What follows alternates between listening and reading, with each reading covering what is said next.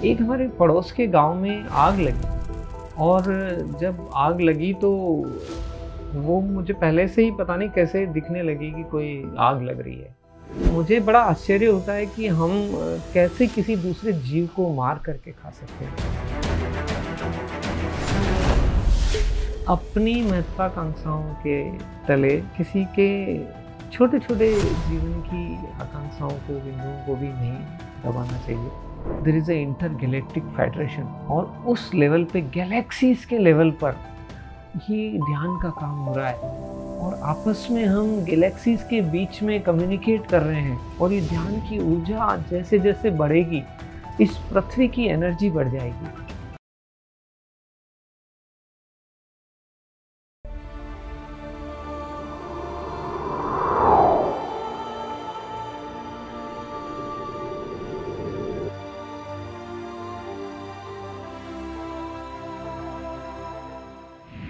नमस्कार मित्रों, पीएमसी हिंदी के खास कार्यक्रम आत्मा की यात्रा में आप सभी का स्वागत है।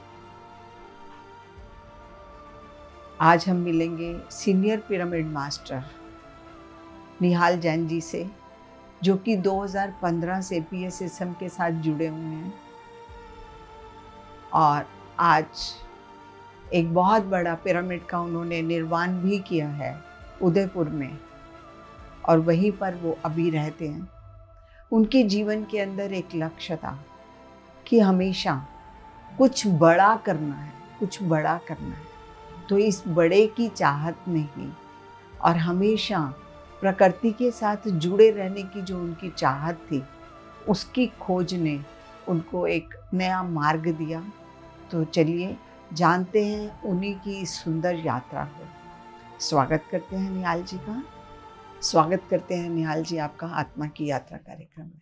बहुत बहुत आभार, और पीएमसी हिंदी में आने का जो आपने अवसर दिया है, ये मेरे लिए बहुत ही सौभाग्य की बात है। निहाल जी, जैसा कि जीवन धरती पर शुरू होता है जन्म शरीर के साथ जी, तो इस शरीर के माता पिता हैं जिन्होंने आपको धरती पर लेकर आए, तो हम उनके बारे में आपसे जानना चाहते हैं। जी, मेरा जन्म एक बहुत ही छोटे से गांव में हुआ है, और वो राजस्थान के अजमेर ज़िले में स्थित गांव है, जो थोड़ा सा इंटीरियर भी है। मैं जब वहाँ पैदा हुआ था तो वहाँ गांव में कोई आवागमन के साधन नहीं थे। 8-10 किलोमीटर दूर से हमें बस से पैदल जाना पड़ता था। मेरे पिताजी एक व्यापारी थे, और मेरे दादाजी भी व्यापारी थे। गांव में जो गांव के परिवेश में जो लोग रहते हैं, उनकी आवश्यकताओं की सामग्री का वो व्यापार करते थे, कपड़े, किराना, ये सब चीज़ें, और कृषि उत्पादों को भी वो वहाँ से परचेज करके और पास के टाउन्स में ले जाया करते थे। तो वो सारा व्यापार का उनका काम था। मेरी माँ जो है शिक्षित तो नहीं थी, लेकिन आज भी मैं उनकी प्रेरणाओं को इतना गहराई से याद करता हूँ, उनको याद करता हूँ तो अभिभूत हो जाता हूँ। बहुत ही अफेक्शनेट, बहुत लवेबल, बहुत ही ब्रॉड अंडरस्टैंडिंग। हमारे 6 ब्रदर्स के परिवार में 6 बहुओं के साथ उनका जो व्यवहार था, बहुत ही प्रेरणादायी था। सबको बांध के रखना हमें बहुत प्रभावित किया उनके जीवन ने। निहाल जी, आपका बचपन कैसे बीता? मेरा पहले 5 साल की कक्षा तक मैं पूरा गांव में ही रहा, और गांव का परिवेश ऐसा था कि हम बच्चे आपस में पूरे मोहल्ले में एक दूसरे के घरों में आना जाना, खेलना। हमें शायद बहुत छोटे थे तो याद भी शायद नहीं आता है कि हमारे घरों में कोई भेद था। सबके घर हमारे ही घर होते थे, और आज भी वो मोहल्ला याद आता है। उसके बीच में कुआं स्थित था। एक मंदिर की सीढ़ियों पर बैठ कर के हम बच्चे जो है गांव के कई बड़ों से कहानियां सुना करते थे, उनके साथ खेल खेलते थे। और वो बड़ी अद्भुत घटना है, मतलब जो मुझे आज याद आती है। मुझे नहीं लगता है कि आजकल मुझे ऐसा देखने को मिलता है, पर हम पूरा परिवार, पूरा मोहल्ला एक जैसा लगता था। और पास के मोहल्लों में भी हम जाते थे, वहाँ कुछ अलग परिवेश दिखता था। तो अलग-अलग समुदायों के अलग-अलग मोहल्ले भी होते थे और एक ही गाँव में सारी चीज़ें, कहीं कोई सुथार है, कहीं कोई लोहार है, कहीं कोई कपड़ा बुनने वाला है, कहीं मोची है, सब लोग मिल-जुल के गाँव में रहते थे। और गाँव के तालाब, गाँव के पेड़ों पे चढ़ना, तालाब में कूदना, तालाब में तैरना, स्कूल में मस्ती, बहुत चीज़ें मुझे आकर्षित करती है, अभी भी याद आती है। बहुत आनंददायी जीवन रहा बचपन का। तो आपके बचपन में कोई ऐसी घटना हो जो आपको याद आती हो? हाँ, मुझे ऐसी घटना याद आती है कि एक बार मेरे पड़ोस में मेरे कोई अंकल रहते थे। मेरे अंकल मतलब उनको हम अंकल ही बोलते थे और वो बिल्कुल ही नज़दीक में रहते थे। हमारे उनके घर के बीच में बस एक ही घर और था, वो एक्चुअली मंदिर था। और वो बड़े मस्त किस्म के इंसान थे। रोज़ शाम को हम बैठते थे, उनके साथ कहानियाँ सुनते थे, हँसी खेल होती थी, वो बड़े अच्छे किस्से सुनाते थे और बड़ा प्रभावशाली व्यक्तित्व था उनका। हमारे मोहल्ले में एक वो अच्छे, मतलब मुझे याद आता है कि बड़ी अच्छी इमेज थी। और एक रात जब मैं सो के उठा, तो सुबह-सुबह मुझे ऐसा प्रतीत हुआ कि जैसे उन्होंने शरीर छोड़ दिया है, उनकी मृत्यु हो गई। शाम को तो हम उनके साथ बैठे ही थे, बिल्कुल हष्ट-पुष्ट, कोई भी बीमारी का कोई कारण कुछ भी नहीं, कोई ऐसी बात नहीं थी बिल्कुल भी। सुबह उठ के मैंने अपनी माँ से पूछा कि माँ, हम माँ को धाई बोलते हैं, धाई आज अपने वो लोढ़ा अंकल जी की क्या डेथ हो गई क्या? तो उसने कहा, है बेटा, क्या बात, ऐसा बात बोलते हो, ऐसा भी कोई बोलते हैं क्या? और एक आध घंटे बाद जब पता लगा तो बोला उनकी तो रात को ही डेथ हो गई थी, संभवतः उनको हार्ट अटैक आया होगा। तो वो इंट्यूशन, वो जो घटना है, मुझे आज भी स्मृति में है। इस तरह की कुछ एक दो घटनाएं और भी ऐसे हुई थी। कोई दूर दूसरे मोहल्ले में कोई व्यक्ति रहता था और उनके कोई चोट लगी, कुछ उनके साथ कुछ घटना हुई। तो वो मेरे को कोई ज्ञात नहीं था कि क्या हुई है, लेकिन वो उस बचपन के समय पे वो भी मेरे को पहले से ही दिखाई दी। एक हमारे पड़ोस के गांव में आग लगी और जब आग लगी तो वो मुझे पहले से ही पता नहीं कैसे दिखने लगी कि कोई आग लग रही है। मुझे नहीं पता था कहाँ लग रही है, कुछ है, तो मैंने बोला। तो फिर लोगों ने देखा और वहाँ से देखा तो दूर के, हमारे दूर से किसी गांव में आग लग गई थी। बड़ी घटना थी हालांकि उस गांव में, कि मतलब जब एक गांव में आग लग जाती है तो आसपास के क्षेत्रों को बहुत प्रभावित करती है। तो ऐसी कुछ घटनाएं हुई है। और आपसी प्रेम व्यवहार, गांव में आपसी प्रेम व्यवहार और आसपास के गांव तक एक सामुदायिक जो फीलिंग्स रहती थी, वो भी मुझे बहुत याद आती है कि हम आसपास के गांव में भी ऐसा महसूस करते थे कि हम उनके घनिष्ठ रिश्तेदार हैं। उन गांव में कुछ भी घटनाएं होती थी, उनके तीज त्योहार, व्यवहार, शादी ब्याह, तो उसमें हम ऐसे परिवार के जैसे जाया करते थे और बैलगाड़ी पे जाया करते थे। और बैलगाड़ी की वो यात्रा और हंसी मजाक, सबका मिलजुल के रहना, बड़ा अच्छा वातावरण उस समय। निहाल जी, जैसे कि आपकी गांव में पढ़ाई हुई शुरू में जी। और गांव में तो छोटे छोटे स्कूल होते हैं, जी। बहुत बड़े नहीं होते, पर आपने इतनी अच्छी एजुकेशन में आपने अभी ली है, तो हम जानना चाहते हैं कि आपकी आगे की पढ़ाई कहाँ और कैसे हुई? जी, मेरे गांव में तो स्कूल 5 क्लास तक की थी। तो 5वीं क्लास के बाद हमारा एक नियर बाई टाउन है, करीब 20-22 किलोमीटर दूर। तो उस टाउन में ही हम मिडिल क्लास और फिर सेकेंडरी, हाई सेकेंडरी एजुकेशन के लिए गए। और वहाँ हम, मेरे परिवार में हम 6 ब्रदर्स थे, 3 मेरे से बड़े हैं। तो सबसे पहले बड़े ब्रदर गए, फिर 2 साल बाद उनके दूसरे ब्रदर गए, फिर उसके 1-2 साल बाद से, तो हम सीक्वेंशियली जाते थे। तो जब मैं कस्बे में पहुंचा तो मेरे सबसे ब्रदर ऑलरेडी वहाँ से भी कॉलेज में दूसरे बड़े टाउन में जा चुके थे। तो नियर बाई टाउन में पढ़ाई हुई, और क्योंकि मेरा गांव थोड़ा रिमोट था तो हमको लगभग जहाँ से बस आती थी, विशेष तौर से रेनी सीजन में कच्चे रास्तों में बस नहीं चल पाती थी, तो बस हमें लगभग 8 किलोमीटर दूर हमें छोड़ देती थी।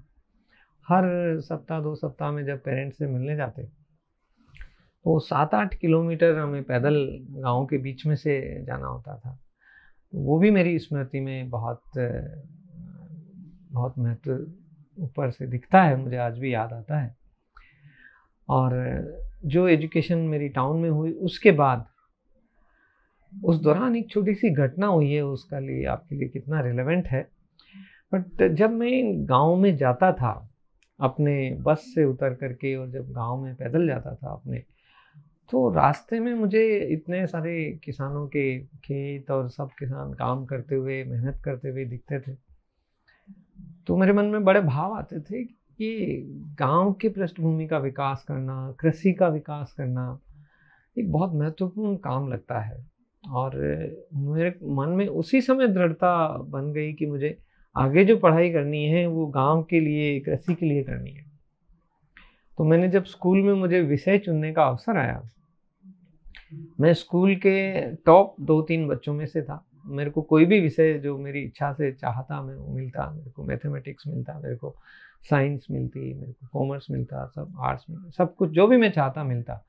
लेकिन मेरे उस समय के इस बच्चे के मन में जो कृषि और गांव की पृष्ठभूमि के प्रति जो दृढ़ता बनी, तो मैंने कृषि विषय को चुना, जिसको संभवतः कोई भी जो मेरिटोरियस जो बच्चे होते हैं वो चुनना भी नहीं पसंद करेंगे।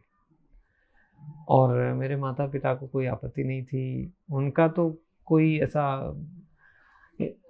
अटैचमेंट भी नहीं था, उनकी कोई जानकारी में भी नहीं था कि क्या मैं पढ़ रहा हूँ। अगला जो मेरा पढ़ाई का चरण हुआ, तो जब मैंने स्कूल से हायर सेकेंडरी पढ़ लिया, तो फिर मैं अपने स्वयं की खोज से एक उदयपुर में कॉलेज स्थित थी, एग्रीकल्चर कॉलेज, वहाँ पहुँचा और वहाँ मैंने ग्रेजुएशन किया।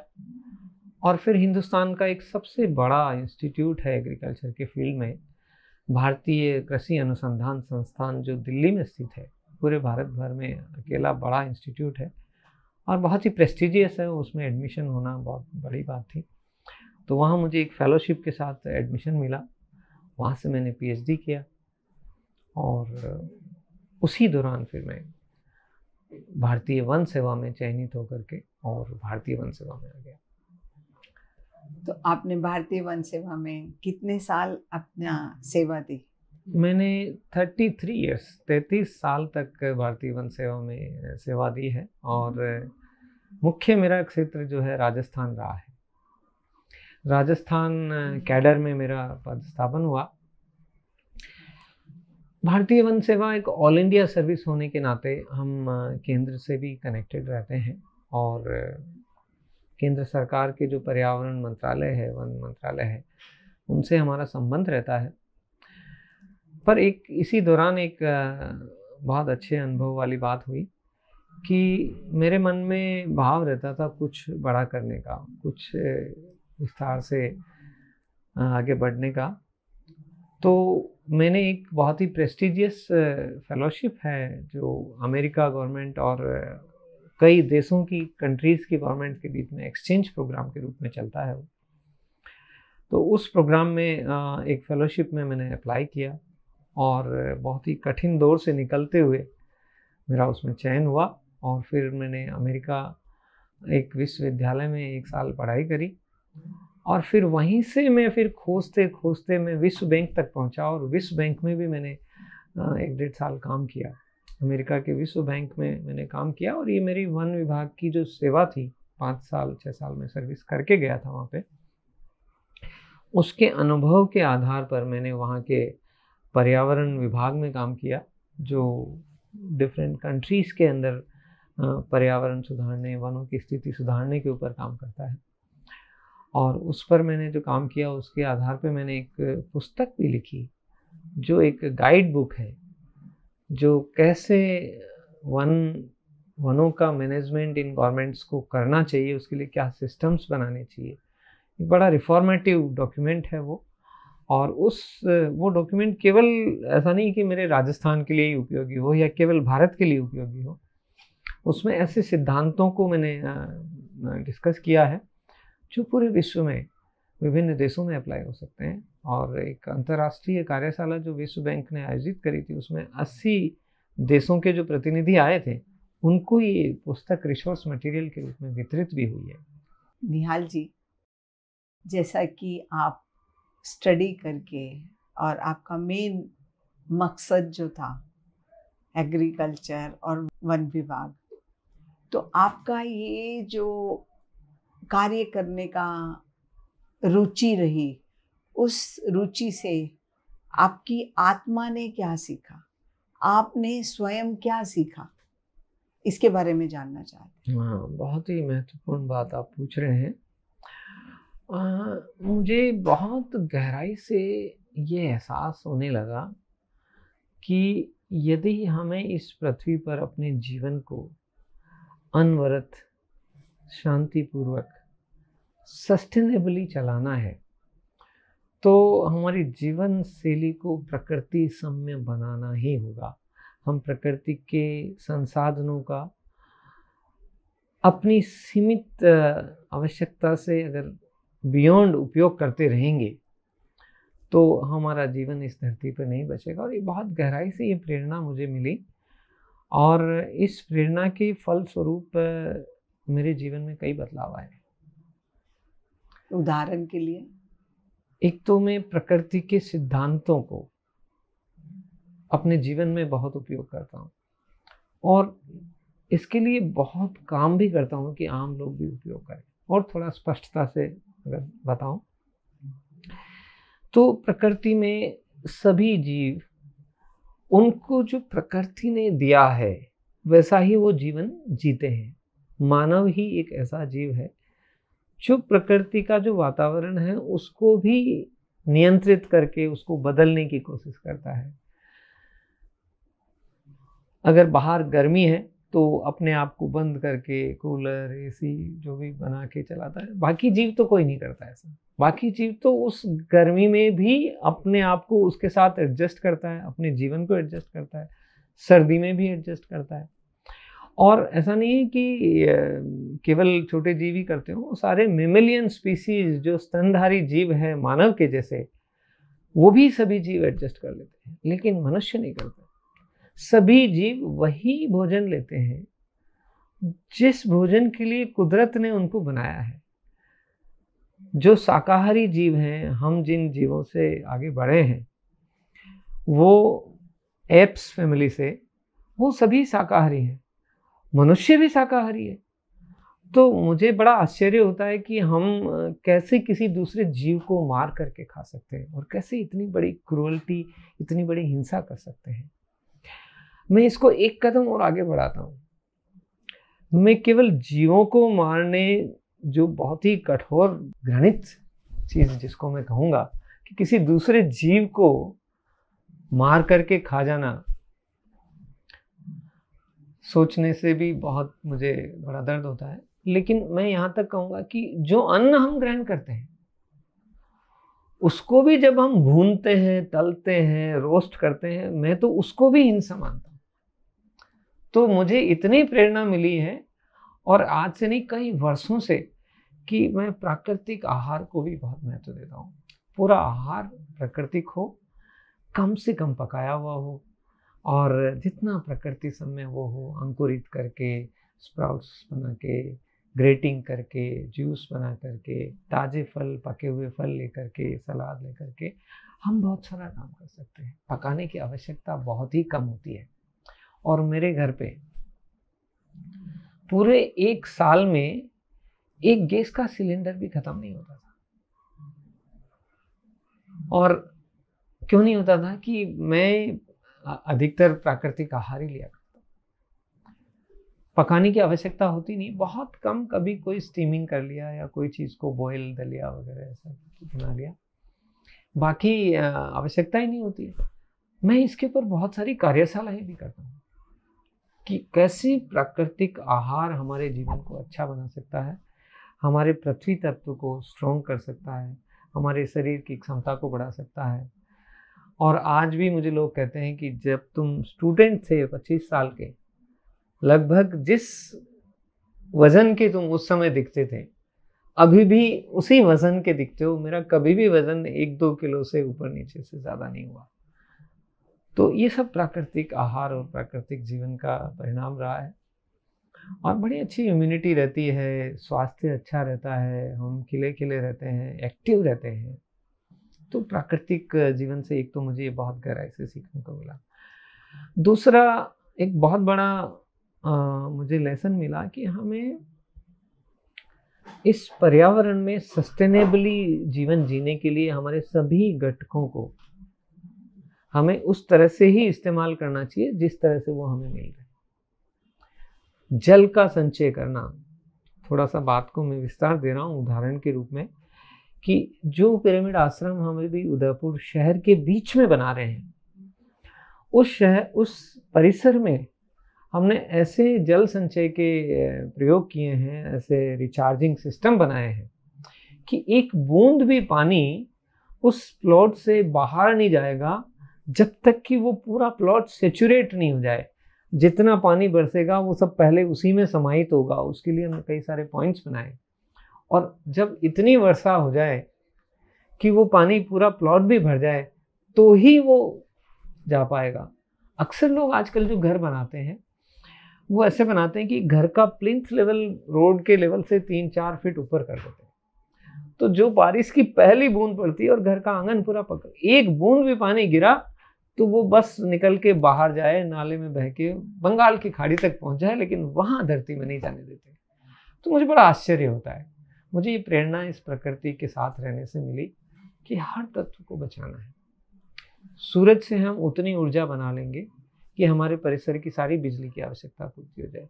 हम जल का इतना संचय कर लेंगे कि हमारी जल की आवश्यकता पूर्ति हो जाए। और मैं कहूँगा अगर पूरा शहर ऐसा कर ले तो किसी शहर में पानी की कमी नहीं होगी। ईश्वर तो कह रहा है कि मैं तेरे चरणों में मेरी बूंद दे रहा हूँ, तो क्यों कह रहा है कि पानी की त्राही त्राही मची हुई है। पानी की कोई कमी नहीं होगी। कोई प्लास्टिक या कोई भी नॉन रिसाइक्लेबल मटेरियल जो हम यूज़ करके और फेंकते हैं, वो हमारे परिसर में कुछ भी नहीं होता। हम कोई एक तिनका तक नहीं फेंकते, पूरा हम वहीं रिसाइकिल करते हैं, उसका कंपोस्टिंग करते हैं, गार्डनिंग करते हैं। तो हम पूरी तरह से उसको इको फ्रेंडली बना रहे हैं। ज़ीरो कार्बन फुटप्रिंट, ये हमारा लक्ष्य है। प्रकृति के लिए हम कुछ भी प्रदूषण नहीं पैदा करें, और ऐसा सभी लोग जी सकते हैं, इसमें कोई कठिनाई नहीं है। निहाल जी, आपका जो सोच है जी, वो पंच तत्वों को हमेशा बचाने की सोच जैसा कि हमें समझ आ रही है, जी, तो आप बिल्कुल प्रकृति के साथ जुड़े हुए हैं, ये हमें समझ आ रही है। अभी हम जानना चाहते हैं कि आपके जीवन में अगला स्टेप आपका क्या था। आपकी मैरिज हुई, आपकी फैमिली, उसके बारे में हम जानना चाहते हैं। जी, जी, जी। मेरा विवाह बिल्कुल अरेंज्ड मैरिज के रूप में हुआ है, और मेरी पत्नी जो है मनोविज्ञान में पीएचडी धारक है, और वो अपने जीवन काल में वो प्रोफेसर तक रही है। She has retired from professor. Professor से वो अभी 8-10 महीने पहले ही रिटायर हुई हैं, और वो उदयपुर में पैदा हुई, उदयपुर में ही पढ़ी लिखी। मैं अजमेर ज़िले में पैदा हुआ, और लेकिन संयोग से मेरे को उदयपुर में थोड़ा समय पढ़ने को मिला। मेरी कोई मुलाकात उस समय नहीं हुई थी। शादी के बाद मैं भारतीय वन सेवा में भी चयन हो गया, और इधर शादी भी हो गई, और इधर मेरी पीएचडी भी पूरी होने वाली थी। तो हमने दोनों ने मिलके अपनी एक दूसरे की थीसिस को कंप्लीट करने में सहयोग किया, और उसके बाद से मेरे सेवा काल में मैं अलग अलग जगह रहता रहा। पत्नी को भी विदेश में हमको साथ में जाने का मौका मिला। हम एक यूएस में एक फेलोशिप में गए, उसने भी वहाँ से पोस्ट डॉक्टरेट किया, मैंने भी पोस्ट डॉक्टरेट पढ़ाई करी, फिर वर्ल्ड बैंक में काम करने का अवसर मिला। लेकिन एक चीज़ तो मैं ज़रूर कहूँगा कि हमारी पत्नी जो है इतना सरल स्वभावी है कि मेरे जितने भी बड़े लक्ष्य थे उसमें कभी उसकी तरफ से कोई अवरोध नहीं रहा। जहाँ मुझे जाना है, जो मुझे करना है, उसमें उसका बड़ा सपोर्ट रहता था। और उसके स्वभाव ने भी मुझे बहुत प्रेरित किया कि जो भी जीवन में होता है उन जीवन मूल्यों के साथ आपस में एडजस्ट करके रहो, उसमें बड़ी ज़बरदस्त क्षमता है इसकी। और मैंने उसमें और उसकी माँ में बहुत ही अद्भुत क्षमता देखी है। उसकी माँ भी बहुत आध्यात्मिक थी, तो उससे भी मुझे काफ़ी प्रेरणा मिली।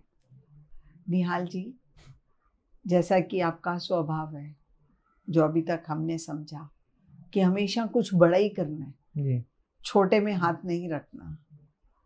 तो जब हम जीवन साथी को चुन लेते हैं, परिवार बन जाता है, तो ज़रूरी नहीं होता कि हमें हमेशा बड़ा ही करना होता है। कभी कभी जो हमारा पार्टनर होता है उसको कुछ बड़ा भी पसंद है और कुछ छोटा भी पसंद है। तो उसमें आप कैसे बिहेव करते थे? आपका तब क्या स्वभाव रहता था?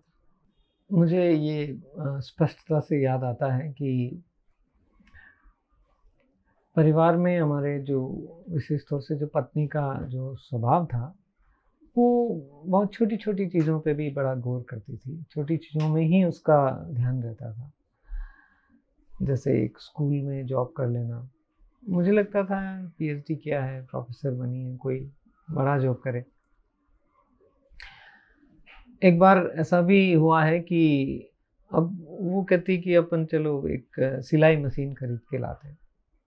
मैंने कहा यार अब सिलाई तुम क्या सिलाई करोगी, प्रोफेसर बनो, तुम कुछ अच्छा करो, बड़ा करो, ये छोटे छोटे कामों में कहाँ समय नष्ट करोगी। अब वो कहती रहती ऐसी कई छोटी चीज़ों के बारे में, जब उसका ध्यान जाता तो मैं हमेशा उसको बड़ी चीज़ के लिए करता, और मैंने बाद में महसूस किया कि वो उसके मन में थोड़ा असंतोष रहता ही था। सरल स्वभावी उसने हमारे साथ किया, लेकिन मुझे एक ज़रूर से एक लेसन मिला है कि अपनी महत्वाकांक्षाओं के तले किसी के छोटे छोटे जीवन की आकांक्षाओं को, बिंदुओं को भी नहीं दबाना चाहिए। खैर धीरे धीरे उसने भी बड़ा अच्छा एडजस्ट किया और she has become a professor later. She retired as a professor and head. और पिछले पिछले 8-10 सालों में उसने मेरी उंगली पकड़ना छोड़ दिया। शुरू में तो बहुत मदद करनी पड़ती थी उसको, एक इंटरनेशनल कॉन्फ्रेंस में भेजना है मुझे, मेरी इच्छा है कि वो जाए, मुझे हमेशा बड़ा करने का भाव है।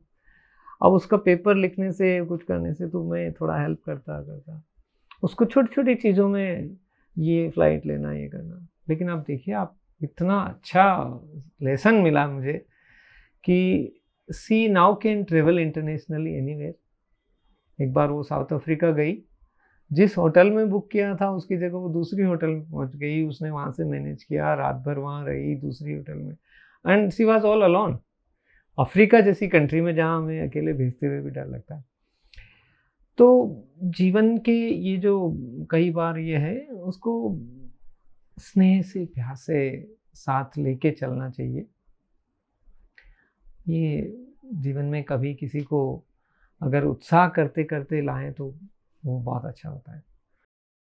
निहाल जी, आपने इसमें से बहुत, जैसा कि अभी आप बात कर रहे हैं तो महसूस हो रहा है कि आपने एक लेसन अच्छा लिया आपके सोचने कि हमें हर किसी को फ्रीडम भी दे देनी चाहिए। बिल्कुल। फ्रीडम देने से आपको भी सुख मिलेगा और दूसरों को भी, और इंडिपेंडेंस होके वो भी अपना काम स्वयं कर सकते हैं। बिल्कुल। निहाल जी, अभी हम आपके आगे, और परिवार में कौन कौन है आपके परिवार? मेरे परिवार में 2 बच्चे हैं। बड़ा बेटा आईआईटी खड़गपुर से पढ़ के अपना जॉब करके और फिर अभी अपना प्रोफेशन कर रहा है, अपना खुद का स्टार्टअप कर रहा है। और छोटा बच्चा है, उसने भी आईआईटी कानपुर से पढ़ाई करके और अभी अमेरिका में जॉब कर रहा है। छोटे वाले को विशेष तौर से मैं देखता हूँ कि उसमें आध्यात्मिक रुचि है। वो विपश्यना भी करता है, थोड़े ध्यान भी करता है। संभवतया मुझे उसने ध्यान करते हुए देख के और धीरे धीरे उस रुचि में आया है वो। मेरी पत्नी भी विपासी है, उसने भी विपश्यना करी है, वो भी ध्यान के प्रति आकर्षित है। बड़े बेटे को शायद ऐसा अवसर नहीं मिला या उसको इतनी उसमें प्रेरणा नहीं है।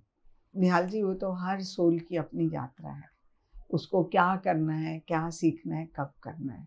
तो अब हम आपसे जानना चाहते हैं कि आपकी PSSM के साथ जो यात्रा आध्यात्मिक शुरू हुई, वो कैसे शुरू हुई? बहुत ही एक महत्वपूर्ण घटना है जो मैं आपको इस बारे में बताना चाहता हूँ। और ये ऐसा लगता है कि ये कोई एक सुनियोजित योजना के तहत हो रहा है, ऐसा लगता है। मैंने अपना एक आवास जो है जयपुर में बनाया। जब मेरा सेवा काल में भारतीय वन सेवा के दौरान मेरा पद स्थापन जयपुर में हो गया, तो थोड़े सालों में जैसा सभी लोग करते हैं एक अपना आवास बनाया। तो उस आवास में मैंने ऐसे स्थान रखे, उसकी डिज़ाइन ऐसी रखी कि मैं उसमें कुछ पिरामिड्स बना सकूं। और आज से लगभग 20 साल पहले मैंने वो घर बनाना चालू किया। उससे भी 10-12 साल पहले की घटना से फिर रिलेट करता हूँ कि मेरे एक गुरु थे जिन्होंने मुझे कॉलेज में पढ़ाया, मेरे डीन रहे और बहुत स्नेही रहे। हम शायद अच्छे बच्चों में से थे। उन्होंने एक रिटायरमेंट के बाद, उनके रिटायरमेंट के बाद एक जगह आश्रम बनाकर रहने की उनकी भाव है। बड़ा आध्यात्मिक थे वो। उन्होंने कहा अब मुझे वानप्रस्थी होना है। तो वो आश्रम की ज़मीन खरीदने के लिए मुझे बुलाया, इसको देखते हैं। वहाँ उनके थोड़े ही सालों में एक पिरामिड बनाने का भाव आया। मुझे कुछ जानकारी नहीं थी उस समय तक पिरामिड की। तो उनका पिरामिड बनते बनते मैंने कई बार गया, उसको देखा, उसके बारे में उनसे सुना। उन्होंने बताया कि पिरामिड के बीच में बैठ कर के ध्यान करने से बहुत अच्छा ध्यान होता है। मेरी बड़ी उत्कंठा हुई और मैं बार बार, और उसी समय से मैंने निश्चय किया कि अपन भी पिरामिड बनाएंगे। तो जयपुर में जब आवास बना रहा था तो ये पिरामिड मेरी बनाने की इच्छा उस समय तो पूरी नहीं हो पाई, लेकिन क्योंकि मेरा ट्रांसफ़र दूसरी जगह हो गया। फिर बाद में जब अंतिम समय मेरा आया सेवा का, तो उस सेवा काल में अंतिम 8-9 वर्ष जो है मुझे जयपुर में ही गुजारने होते हैं, क्योंकि और कहीं हमारा पद रहता नहीं है। तो वहाँ उस मकान में मैंने कहा अब पिरामिड बनाते। तो मैंने गूगल में खोज की कहाँ पिरामिड बनाने के लिए कौन मदद कर सकता है। तो मुझे DLN शास्त्री जी का नंबर मिला। मैंने उनको फ़ोन किया तो उन्होंने मुझे तुरंत से मदद का आश्वासन दिया, बल्कि वो 2-4 दिन में जयपुर ही आ गए।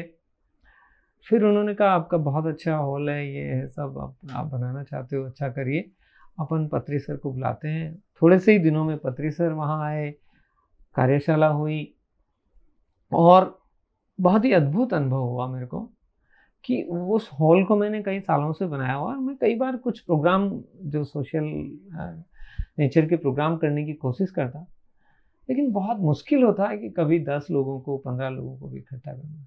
और जब पत्री सर का प्रोग्राम हुआ तो मेरा पूरा हॉल भर गया। 150-200 लोग पता नहीं कहाँ से आए। हमने कोई ऐसा नहीं किया जो पहले नहीं करते थे, थोड़ा बहुत प्रचार किया और कोई मेरे व्यापक ऐसे कोई कॉन्टेक्ट्स भी नहीं थे। तो मेरे लिए तो वो मिरेकल था। उनका ऑरा इतना बढ़िया और बहुत सिंपल, मैं इतना प्रभावित हुआ उनके साथ। फिर तुरंत से देहरादून एक पिरामिड सेंटर पे गया, सतीश जी का जो पिरामिड है, पिरामिड होम डिवाइन, वहाँ वर्कशॉप अटेंड करी। फिर मैं बेंगलोर पिरामिड वैली गया, करतल गया।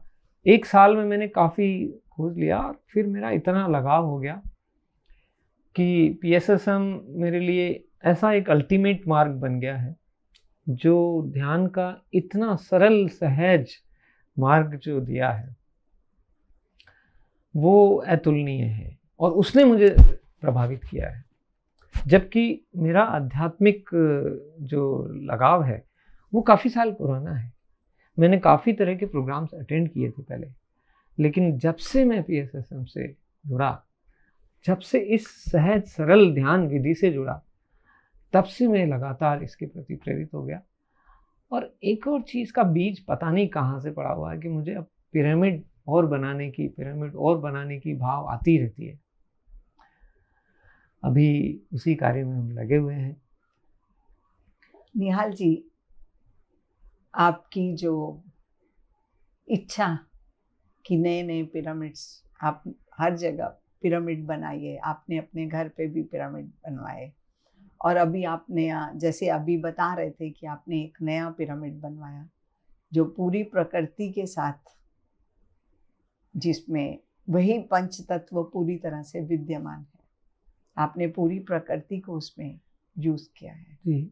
और वहाँ पे ऐसा है, सुना है कि आपने उसके साथ साथ रूम्स भी बना दिए, बिल्कुल। ताकि जो लोग वहाँ पर आएंगे वो उस प्रकृति का पूरा आनंद ले सकें और पिरामिड की ऊर्जा का भी आनंद ले सकें। आप और कैसे प्रचार प्रसार कर रहे हैं, इसके बारे में हम जानना चाहते हैं। जी। जो हम अभी, मैं सेवानिवृत्त होने के बाद, पिछले लगभग 4 साल पहले सेवानिवृत्त हुआ जयपुर से, और मेरे को उदयपुर में ही रहने का मन था। तो उदयपुर में ये एक जो शहर के बीच में हमने एक पिरामिड बनाया है। और जैसा मैंने कहा कि प्रकृति के साथ भी लगाओ, प्रकृति के सिद्धांतों को स्वास्थ्य के लिए उपयोग करने का लगाओ, तो वहाँ प्राकृतिक जीवन की, प्राकृतिक चिकित्सा, आयुर्वेद की सुविधाएं भी उसी परिसर में विकसित कर रहे हैं। और मैं थोड़ा सा इम्फेटिकली आपसे आग्रह कर रहा हूँ कि उस पिरामिड में खूबी ये है कि वो पिरामिड पूरा प्रकृति सम्य तरीके से बना है। उसमें हमने सीमेंट का कोई उपयोग नहीं किया है, लोहे का कोई उपयोग नहीं किया है।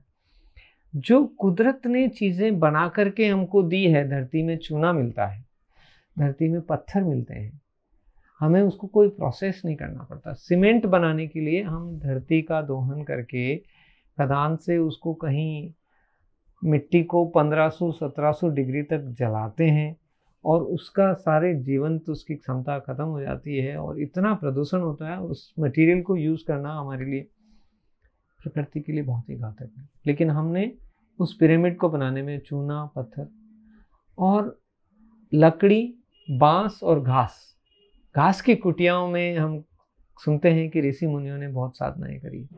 वो कुटिया हमने शहर के बीच में बनाई है।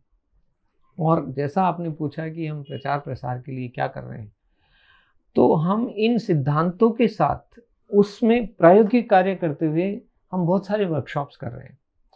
हमने कुछ कोर्सेज बनाए हैं, पीरियोडिक कोर्सेज बनाए हैं, ध्यान के ऊपर कोर्स बनाया है कि ध्यान को चरणबद्ध रूप से कैसे सीखें। पिरामिड के ऊपर हम वर्कशॉप्स करते हैं। हम इसके अलावा महावीर के सिद्धांतों पे कुछ वर्कशॉप्स कर रहे हैं। हम बुद्ध के 8 फोल्ड पाथ पर अलग से वर्कशॉप्स करते हैं। और इसके साथ साथ हम full moon meditation, new moon meditation और प्रकृति भ्रमण के कार्यक्रम भी बहुत सारे करते हैं। प्रकृति में जाना और वहाँ पर सनराइज, सनसेट के टाइम पे मेडिटेशन करना, फुल मून मेडिटेशन करना, इसके प्रोग्राम में लगातार करता हूँ। और वन विभाग में सेवा देने के नाते मुझे बहुत सारे प्राकृतिक स्थानों का ज्ञान है जो हमारे आसपास हैं, उनका मैं उपयोग करता हूँ। और वहाँ पर सुंदर कहीं झरने हैं, कहीं झील है, कहीं पहाड़ों में रहने का है।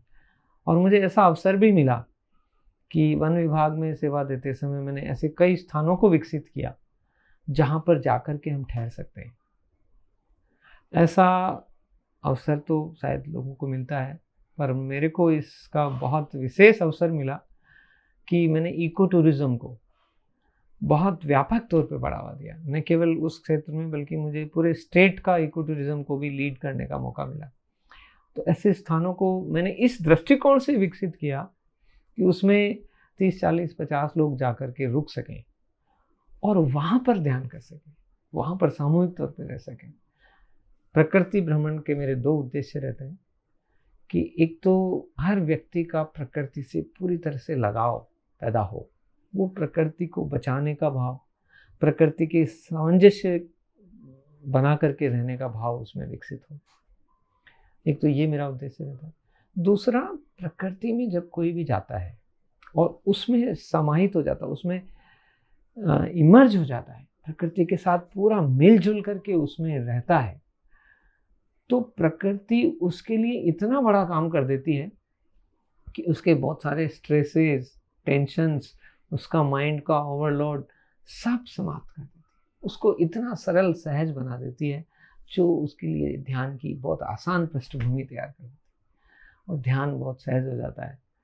उसके अगर किसी को मैं पूछूं कि आपको क्या प्रभावित करती है ध्यान करते हुए, शहर में बैठा है, तो उसको बहुत सारी मेमोरीज उसको आती रहती है। वही सवाल मैं प्रकृति में जाके पूछता हूँ उसको, तो 2-4-6 घंटे प्रकृति में 1-2 दिन डिवोट करने के बाद वो जो मेमोरीज है वो इजीली वास हो जाती है। प्रकृति उसको बहुत सरल बना देती है। तो इसलिए मैं प्रकृति का बहुत अनुयायी हूँ।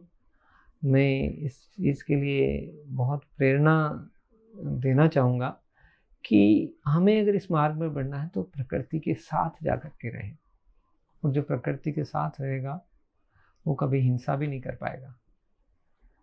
प्रकृति से जिसका लगाव हो जाएगा उसको वो ज़रूर बचाएगा। हम किसी भी चीज़ को प्रेम करते हैं तो हम उसको निश्चित तौर पे बचाते हैं। और इसीलिए मेरे को ये जो अभियान आपने पूछा है कि आज क्या कर रहे हैं, तो मेरा मुख्य अभियान ये है कि प्रकृति के साथ जुड़ो। प्रकृति के बीच में हम उदयपुर शहर के से 40 किलोमीटर दूर एक आश्रम भी बना रहे हैं जो लगभग 20 एकड़ लैंड पर है। वो इतना सुंदर स्थान है कि उसमें ऊंची नीची पहाड़ियां हैं, बहुत सारे रॉक्स हैं, मेडिटेशन रॉक्स हैं, बहुत सारी आकृतियां हैं। कहीं कोई टोड शेप की रॉक है, कहीं कोबरा शेप की रॉक है, कहीं टॉर्टोइज रॉक है, कहीं ऐसे पेड़ हैं जिनके ऊपर आप झूल सकते हैं, पेड़ों पे बैठ सकते हैं, और वहाँ पे सुंदर सी छोटी सी नदी भी बहती है। वहाँ हमने एक झील भी और बना दी है, वहाँ पे कुछ छोटी छोटी गुफाएं भी हैं। तो कई तरह के पंछी, बटरफ्लाईज, खूब तरह के पेड़ पौधे, फूल, इतना सुंदर वातावरण है कि वहाँ जाकर के सबका लगाव अपने आप ही पैदा हो जाए। निहाल जी, आपने इतना सुंदर विवरण दे दिया जी। तो इच्छा तो मेरी भी है कि हम भी उस स्थान को जाकर देखें, बट आपसे उसका नाम सुनना चाहते हैं कि आपने उस पिरामिड का नाम क्या रखा। यहाँ हम समग्रम शब्द से उसको परिभाषित करते हैं, जिसका तात्पर्य यह है कि हम प्रकृति के सभी आयामों को साथ में जोड़ करके वहाँ पर देखें, पंच तत्वों को देखें, पंच कोशों से रिलेट करें, हमारी एनर्जी सिस्टम से, चक्रा से रिलेट करें, और हम उन सबको समावेशित करके ऐसी जीवन शैली को अपनाएं। तो एक तो मैंने उसको समग्रम ध्यान पिरामिड कहा है। वहाँ पे हमने कुछ ध्यान कुटीर्स बनाई है, वो बिल्कुल मिट्टी से, मड से बनाई है, और उसके ऊपर घास की हमने छतें बनाई है, पिरामिड शेप में बनाई है, लोकल मटेरियल से बनाई है। वहाँ कुछ झरने भी बनाए हैं। तो वो आपने स्थान के लिए पूछा, तो मैं बता दूं कि वो उदयपुर से लगभग 40 किलोमीटर दूर है, उदयपुर शहर से। और उदयपुर का एयरपोर्ट जो है वो शहर से 22 किलोमीटर बाहर है, तो वहाँ से वो 16-17 किलोमीटर ही पास में पड़ता है। बहुत ही सुंदर स्थान पर है।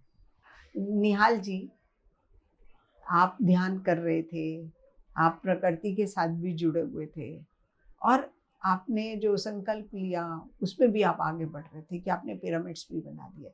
परंतु जब आप ध्यान कर रहे थे और पति जी के साथ आपके बहुत अनुभव है, आप बहुत सी वर्कशॉप्स करी, कार्यशाला, आपके घर में पति जी आए, हमें भी ऐसा मौका मिला था एक समय आपके घर में आने का, जब आपने इतनी फ्रीडम हमें दे दी थी कि आपके घर की जो भी वस्तु है उसको हम अपना ही समझ के हमने यूज़ किया, उसको प्रयोग किया, और बहुत से लोग उसमें आए। तो हम आपसे जानना चाहते हैं कि पति जी के साथ आपका कोई ऐसा अनुभव जिसने आपके जीवन में एक और नया मोड़ लेके आया, जी, उसके बारे में जानिए। बिल्कुल। सबसे पहले तो मैं आपसे कहूँगा कि ये तो आपका अधिकार था, और जैसा मैंने पहले बताया कि 2015 में जब मैं पिरामिड बनाना चाह रहा था। तो पत्री सर आए, और वो आए उससे पहले हमने एक पिरामिड बना दिया था। 1 महीने का ही समय मिला था हमको, तो एक पिरामिड हमने वहाँ परिसर में बना दिया। फिर उसके बाद धीरे धीरे हमने और पिरामिड भी लगाए। तो पत्री सर जब पहली बार आए तो उनसे मैं इतना प्रेरित था कि उसके 2 दिन बाद ही देहरादून में वर्कशॉप थी। तो मैंने निर्णय किया कि नहीं, ये तो बहुत इम्पोर्टेंट इवेंट है, जाना चाहिए। आप जानते ही होंगे कि सतीश जी ने बहुत ही सुंदर पिरामिड होम डिवाइन बनाया था, और वो कार्यशाला 2015 में जो हुई थी उसमें मैं आया। और पत्री सर ने पता नहीं कैसे भांप लिया, क्योंकि वहाँ जो कमरे रुकने के थे और उनका प्रत्येक कमरे का चार्ज कोई 2000 2500 ऐसा कुछ रहा होगा, और मेरे अंदर से कुछ विलिंगनेस नहीं आ रही थी कि मैं इतना पैसा वहाँ दूँ। उस समय की जो भी स्थिति थी, और विलिंगनेस की बात है, तो विलिंगनेस नहीं आ रही। पता नहीं क्या हुआ कि कैसे ये उनको एहसास हुआ या क्या हुआ, उन्होंने मेरे को हाथ पकड़ के बोला, तुम आ जाओ इधर, तुम मेरे कमरे में रहोगे। उन्होंने मेरे को अपने कमरे में रखा, और पूरी वर्कशॉप के दौरान मैं उनके साथ रहा। तो उनकी क्या दृष्टि है, क्या उनके अंदर इंट्यूशन है, मुझे बहुत अंदर तक मेरे को ये छू गया, पहली बात। दूसरी बात, जब मैं उस समय उनके साथ रहा तो मेरी इतनी बड़ी विज़न उन्होंने खोल दी।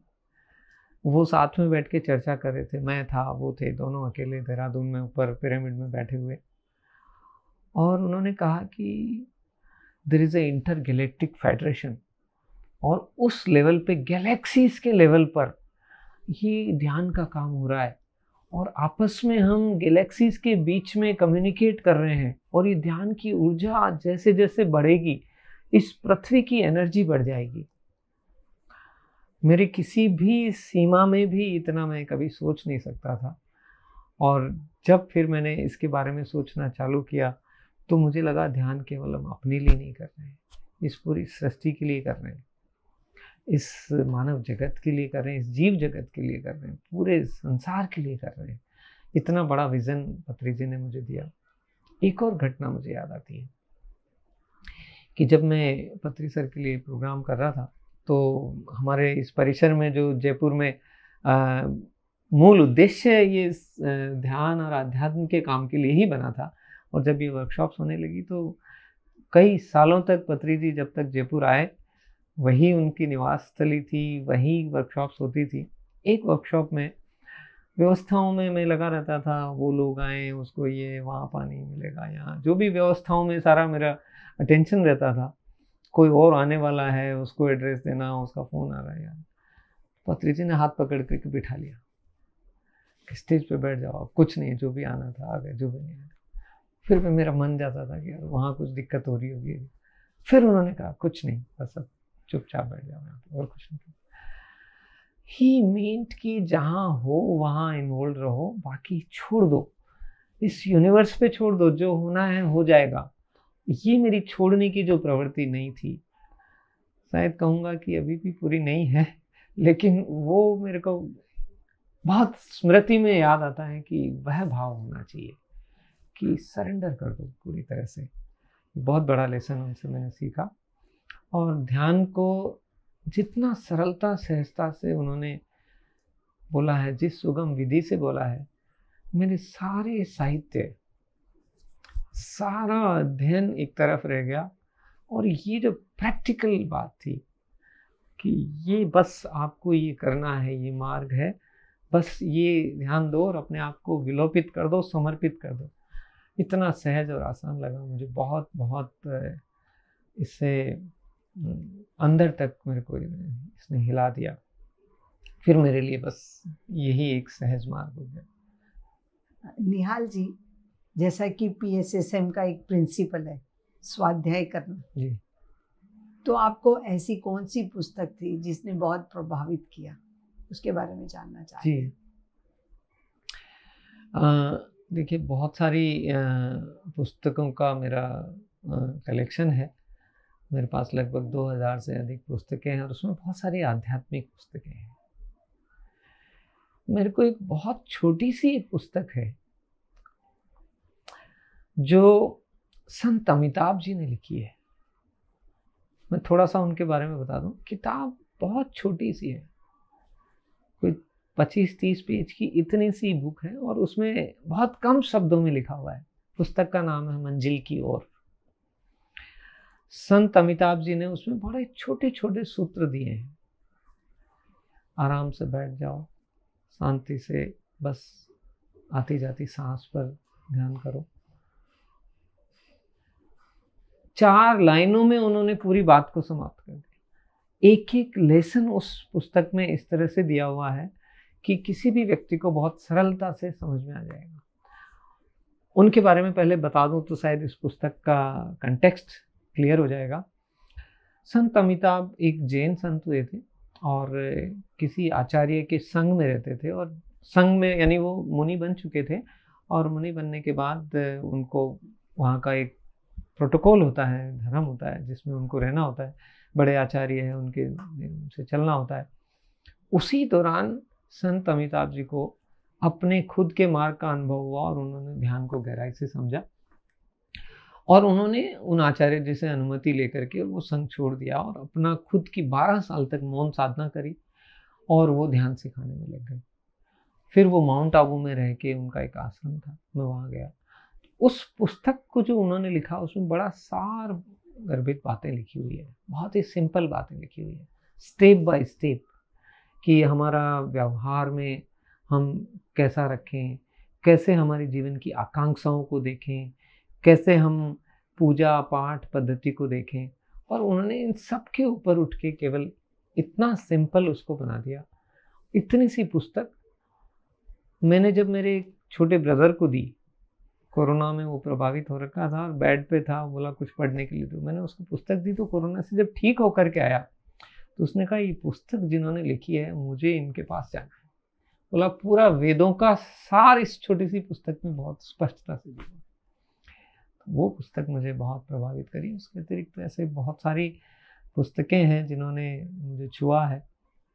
लॉन्ग सेंग रामपा जी की जो पुस्तक है यू फॉरएवर, उसमें जिस सिंपल तरीके से अपने आध्यात्मिक अनुभवों को डिस्क्राइब किया है, उसने भी मुझे बहुत प्रभावित किया है। और वो चीज़ जो इतनी बड़ी लगती थी वो थोड़ा सा सहज और आसान लगने लग गई। तो ऐसी काफ़ी पुस्तकें, परमहंस योगानंदा जी की योगी कथामृत, उसने तो पूरे दरवाजे खोल दिए। तो ये पुस्तकों ने मुझे बहुत प्रेरित किया है। निहाल जी, आपकी यात्रा से हमने बहुत कुछ समझा कि यात्रा में प्रकृति के साथ हम जिए, पंच तत्वों को बैलेंस करके रखें। बाहर रखेंगे तो अंदर भी हमारे वो बैलेंस होके ही रहेगा जी। और किस प्रकार हम हमेशा प्रेजेंट मोमेंट में रहना सीखें और कैसे हमें एक समन्वय बनाकर जीवन को जीना चाहिए। अभी हम आपसे अपने दर्शकों के लिए कुछ संदेश चाहते हैं, वो हमारे दर्शकों के लिए आप बताइए। जी, मेरा सबसे महत्वपूर्ण एक बिंदु जो मुझे हाईलाइट करना चाहिए, जिस पे मुझे महत्व देना चाहिए, ऐसा मुझे लगता है कि जीवन की आध्यात्मिक यात्रा में आध्यात्मिक उन्नति की ओर बढ़ने की अगर प्रेरणा मिल भी जाए तो प्रकृति का आधार लेकर के हमें चलना चाहिए, ऐसा मुझे बहुत गहराई से लगता है। मैं ये कहना चाहता हूँ कि हम अगर प्रकृतिमय हो जाएं, प्रकृति के साथ अपना समय गुजारें, प्रकृति के विभिन्न घटकों को, अवयवों को ठीक से समझें और उसके साथ पूरा सामंजस्य बना करके जिएं, जिसका तात्पर्य ये भी है कि हम प्रकृति का न केवल उपयोग करें, इसका संरक्षण भी करें, इसको बढ़ावा भी दें, और इसके जो भी फिनोमिनाज हैं उनके साथ हो जाएं। बहते पानी के साथ बह जाएं, इठलाती हवा के साथ इठलाएं, पंछियों के साथ गाएं, खेलें कूदें, सहज रहें। तो ये हमारा बहुत बड़ा काम कर देती है। हमारे को जो आध्यात्मिक उन्नति के लिए जो जो आधार भूमि चाहिए वो अगर हम पूरी मेहनत से करें, अपने सारे मनोविकारों को छोड़ने का प्रयास करें, तो अपने लिए काफ़ी कठिन मार्ग होता है, विशेष तौर से शहरी वातावरण में रहते हुए। लेकिन यही काम आप बिल्कुल प्रकृति के बीच में जाकर करें, कुछ समय वहीं गुजारें, आनंद भाव से रहें, तो प्रकृति आपके आधे से ज़्यादा काम कर देती है, आपको सरल सहज बना देती है। तो मेरा विनम्र आग्रह रहेगा, और ये भी कहना चाहूँगा कि ये जो अभी हम उदयपुर के नज़दीक जो आश्रम बना रहे हैं, बिल्कुल प्रकृतिमय वातावरण में है।